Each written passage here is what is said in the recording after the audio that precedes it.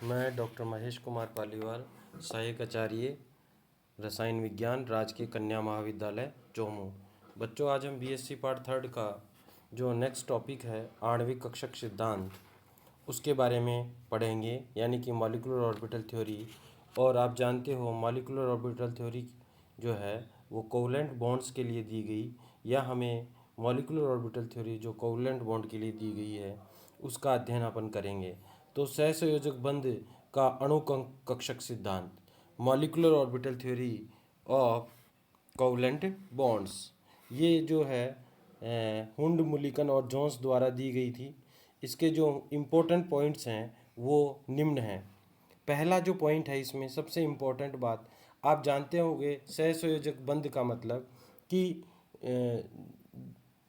दो लगभग समान विद्युत ऋणता के जो एटम होते हैं वे पास पास आते हैं और एक बंध का निर्माण करें। तो इस प्रकार का जो बंध होता है वह सहसंयोजक बंध होता है, या यूं कहिए कि दोनों इलेक्ट्रॉनों के कंट्रीब्यूशन से, दोनों एटम्स के इलेक्ट्रॉनों के कंट्रीब्यूशन से जो बंध बनता है वो सहसंयोजक बंध बनता है।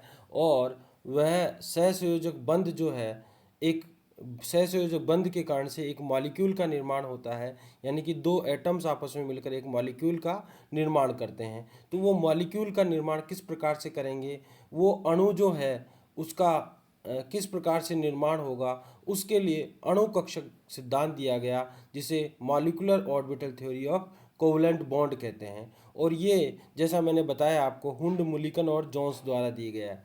इसकी जो इम्पोर्टेंट बातें हैं वो ये हैं। पहली बात जो इसमें है, जिस प्रकार परमाणु कक्षकों के इलेक्ट्रॉन एक ही नाभि से प्रभावित होते हैं, या यूं कहिए कि परमाणु कक्षकों में जो इलेक्ट्रॉन होते हैं वे एक ही नाभि से या तो आकर्षित होते हैं या संबंधित होते हैं, अपन इस प्रकार कहते हैं। उसी प्रकार अणु कक्षकों में भी इलेक्ट्रॉन अणु या आयन में उपस्थित सभी नाभिकों से प्रभावित होते हैं, यानी कि जितने भी किसी अणु में नाभिक हैं उसमें उपस्थित जो है जितने भी इलेक्ट्रॉन हैं वे सभी नाभिकों द्वारा प्रभावित होते हैं या संबंधित होते हैं। अर्थात तंत्र में उपस्थित सभी इलेक्ट्रॉन जो है वह अस्थानीकृत होते हैं, डीलोकलाइज्ड होते हैं। डीलोकलाइजेशन का मतलब ये है कि किसी भी इलेक्ट्रॉन की जगह को अपन निश्चित नहीं कर सकते, क्योंकि वह ये बताया नहीं जा सकता है कि एक समय पर कोई इलेक्ट्रॉन कहाँ पर स्थित होता है। इसका मतलब ये होता है डीलोकलाइजेशन का। इस प्रकार जो है एमोज हैं, यानी कि मॉलिक्यूलर ऑर्बिटल्स हैं, ये यूँ कहिए कि अणु कक्षक हैं, वे पॉलीसेंट्रिक बहुकेंद्रीय होते हैं, जबकि एवोज जो होते हैं वो मोनोसेंट्रिक या एक केंद्रीय होते हैं। पॉलीसेंट्रिक का मतलब ये हो गया कि अणु में जो इलेक्ट्रॉन है वह बहुत सारी नाभिकों से या अणु में उपस्थित सभी नाभिकों से संबंधित या आकर्षित होता है, अतः वह बहुसेंट्रिक हो गया, या यूं कहिए बहुकेंद्रीय हो गया, पॉलीसेंट्रिक हो गया। और एटॉमिक ऑर्बिटल्स में जो इलेक्ट्रॉन है वह सिर्फ एक ही नाभिक से आकर्षित रहता है या संबंधित रहता है, इसलिए वह मोनोसेंट्रिक हो गया, एक केंद्रीय हो गया। मोनो का मतलब एक, सेंट्रिक का मतलब केंद्रीय, एक केंद्रीय हो गया। जो नेक्स्ट इसमें बात आती है वह है एवोज के समान ही। एवोज यहाँ पे मैं परमाणु कक्षकों को कह रहा हूँ, मैं आणविक कक्षकों को कह रहा हूँ। तो एवोज के समान ही एमोज में उपस्थित प्रत्येक इलेक्ट्रॉन को एक तरंग फलन साई से निरूपित किया जा सकता है, तथा यह तरंग फलन साई जो है एमओ को भी, यानी एमोज को भी प्रकट करता है। तथा प्रत्येक साई के लिए निश्चित क्वांटम संख्याएं होती हैं, जिनमें साई अर्थात एमोज की ऊर्जा व आकृति के बारे में जानकारी मिलती है। सिंपल सी बात है, एओज के समान ही एमोज में उपस्थित प्रत्येक इलेक्ट्रॉन की तरंग फलन, यानी प्रत्येक इलेक्ट्रॉन को एक तरंग फलन द्वारा निरूपित किया जा सकता है। उसी प्रकार जिस प्रकार से एओज में उसको प्रदर्शित किया गया है, उसी प्रकार एमोज में भी इसको प्रदर्शित किया जा सकता है।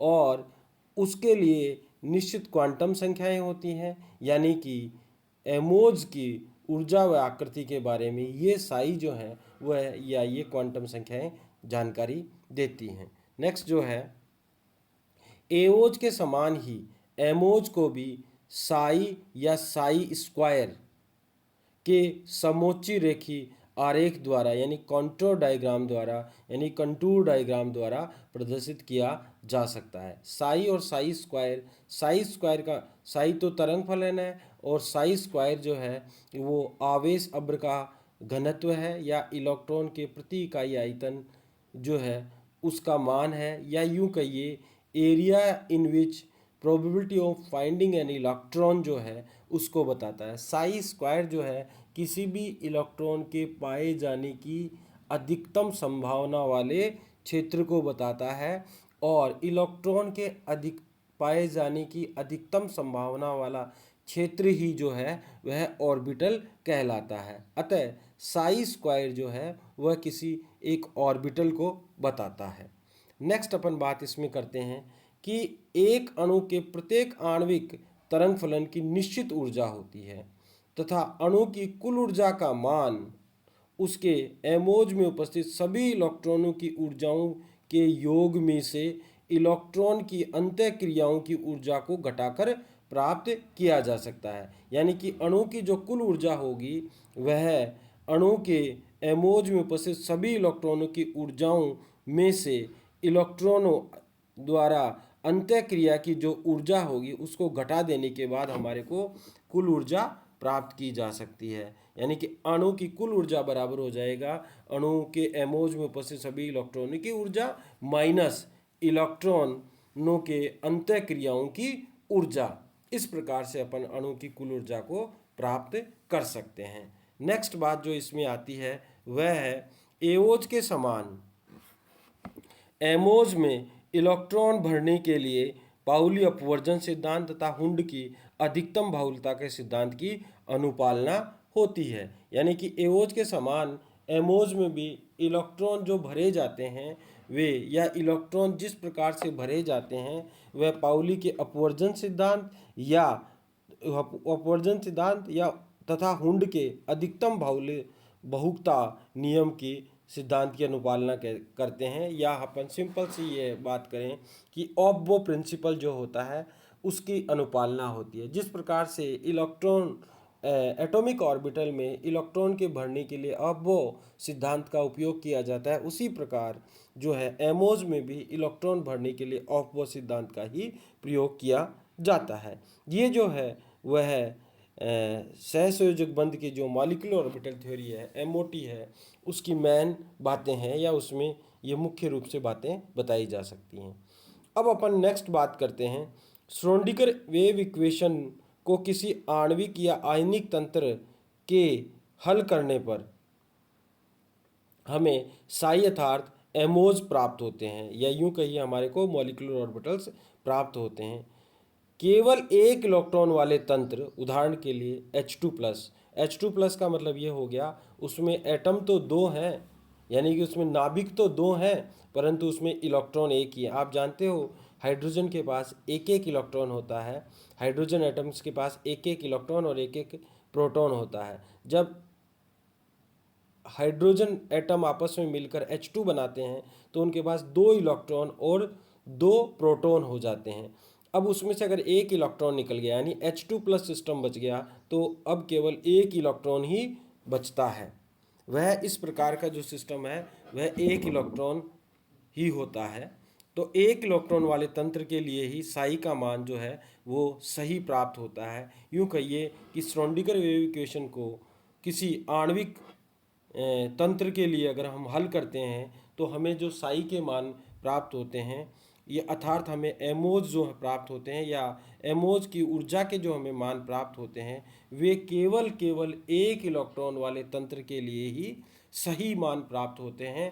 बाकी के मान जो हैं यानी बहु इलेक्ट्रॉनीय तंत्रों के लिए उनके मान जो हैं तरंग फलनों के मान जो है वह सन्निकट मान अप्रॉक्सीमेट मान प्राप्त किए जाते हैं। और श्रोडिंगर वेव इक्वेशन को लिए अगर बहु इलेक्ट्रॉनीय सिस्टम के लिए हल किया जाता है तो हमें वास्तविक मान प्राप्त न होकर उसके सन्निकट मान अप्रॉक्सीमेट मान प्राप्त होते हैं। इस प्रकार प्राप्त मान वास्तविक परिणामों के जो होते हैं वे अति निकट पाए जाते हैं। वो जो है होते हैं वो बहुत ही नज़दीक होते हैं यानी कि रियल जो वैल्यूज़ होती हैं उनके बराबर होते हैं। कक्षकों के लिए अप्रॉक्सीमेट तरंग फलन निकालने के लिए, यानी कि सन्निकट तरंग फलन निकालने के लिए कई विधियां विकसित की जा चुकी हैं। इनमें से दो महत्वपूर्ण हैं। एक तो है linear combination of atomic orbitals method यानी LCAO मेथड, और दूसरा है यूनाइटेड एटम मेथड कंसेप्ट या संयुक्त परमाणु विधि संकल्पना। तो हमारे जो सिलेबस में है वो है linear combination of atomic orbitals. उसके बारे में अपन बात करेंगे, linear combination of atomic orbital क्या होता है। और linear combination of atomic orbital में अपन मुख्य रूप से ये बात करते हैं कि linear combination of atomic orbital जो है वह दो एटम जो हैं वो एक निश्चित डायरेक्शन में आकर एक दूसरे के लिए ऊपर ओवरलैप करते हैं, और उन एटॉमिक ऑर्बिटल से एक मॉलिक्यूलर ऑर्बिटल का निर्माण होता है। और वह मॉलिक्यूलर ऑर्बिटल का निर्माण किस प्रकार से होगा, उसमें क्या क्या एनर्जी चेंजेज आएंगे, इसके बारे में अपन जो है वो नेक्स्ट क्लास में पढ़ेंगे। आज के लिए इतना ही, धन्यवाद।